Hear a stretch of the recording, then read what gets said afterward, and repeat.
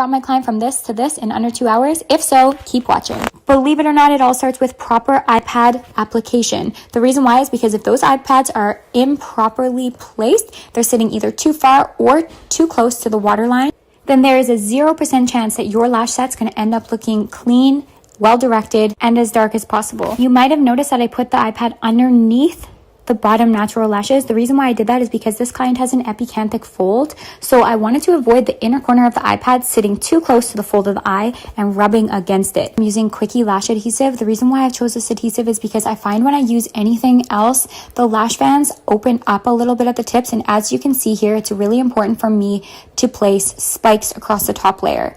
Your top layer should look like this, and you'll notice my longest lengths on the top of my mapping. That's what I'm doing on the top layer.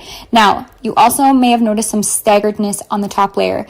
Very important. In my 16mm section, for example, I also mixed 14s in there. So kind of back and forth as if it's like a hybrid. And now on the bottom layer, I'm placing those shorter lengths in narrow fans. These narrow fans are going to give me the darkness across the base of the lash set. Very important, especially if you have a client with a low lash count.